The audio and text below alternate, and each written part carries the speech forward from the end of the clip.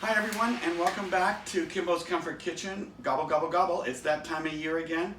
And today we're going to do turkey gravy. But we're not going to make the turkey gravy on the day of your turkey, that you're cooking it, because that just adds stress.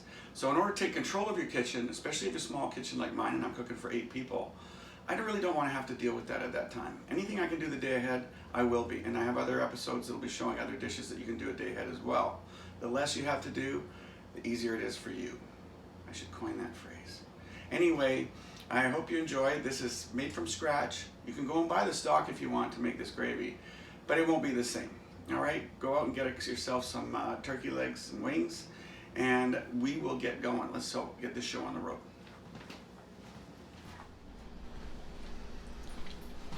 Let's make some gravy. So I've rough chopped some celery, some onions, and some carrots, and I put in some peppercorns, and that's pretty much it. You know, this is so nice. Doing the gravy ahead of time takes so much pressure off. And now I've taken some turkey wings. I've also rubbed them in avocado oil. Now you can use vegetable oil if you like. It's not as expensive, but I buy the avocado oil at Costco, and it's quite inexpensive. And it's worth the difference. It has a higher smoke point to it. So from now, what I'm going to do is I've got my oven preheated to 350. I'm going to put this in the oven for about an hour, and we'll take a look at that when I pull it out.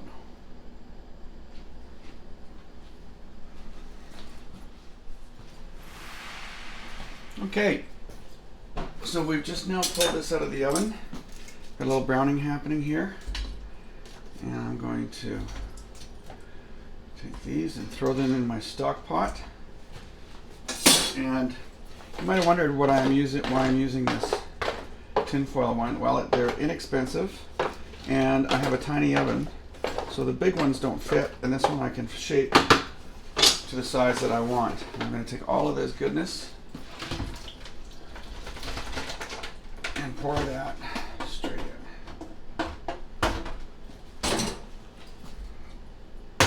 And once that's in, see if you can get a look. Not really, can you? Can't see anything. Well, I'm going to fill this with cold water, and I'm going to add some thyme, and I'm adding 3 cloves of garlic, and I crush them a little bit before I go in, so I'll break the membrane, and it just helps in the stewing process.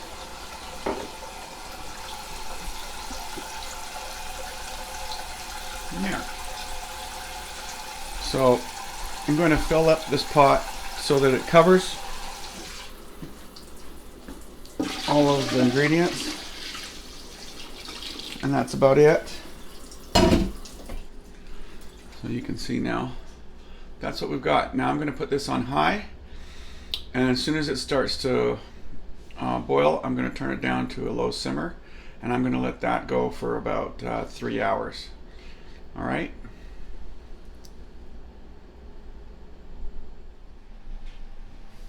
Okay, so I've strained out all the bits, and there's the stock, and now we're going to actually make the gravy after over 3 hours of getting that stock going.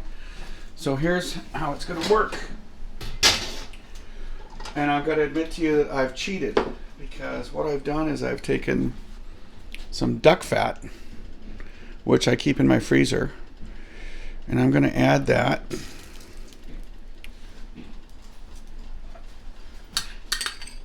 to making my roux.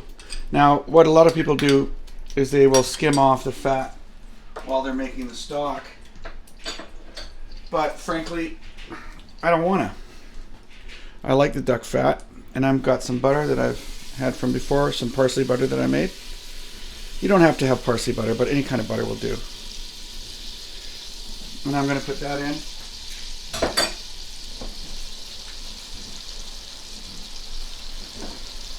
There we go. We're going to let that melt. And now I'm going to add the flour.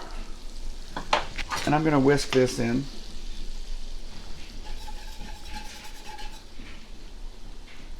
I've got all the proportions on my site, But you know, the basic rule for making a good roux, for me anyway, is equal parts flour and equal parts butter.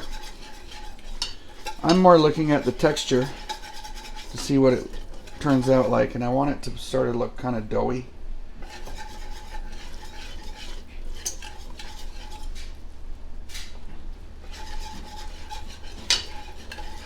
And that gives me my proportions exact based on, as opposed to based on just whatever people's telling you in your recipes.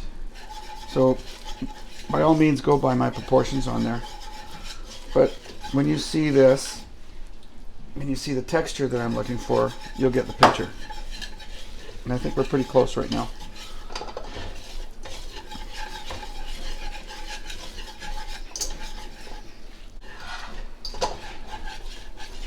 So when your roux is starting to look like this, you know you're close. I might have it a little drier than this. There we go. And this is going to be it. And as we know, a true sauce or gravy really needs some animal fat in it. A lot of people, as I said, use turkey, which they take off of the bouillon or the stock. But I prefer to use the duck fat. And I'll just keep adding as I go.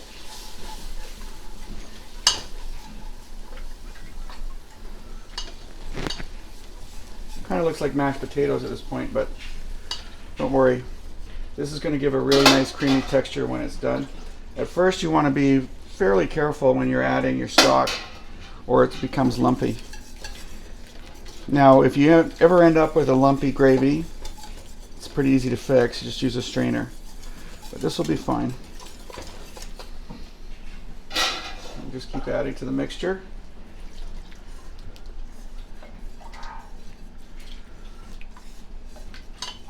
And now that I've got it started, I can be fairly liberal with how much stock I'm putting into it. Just keep it turning.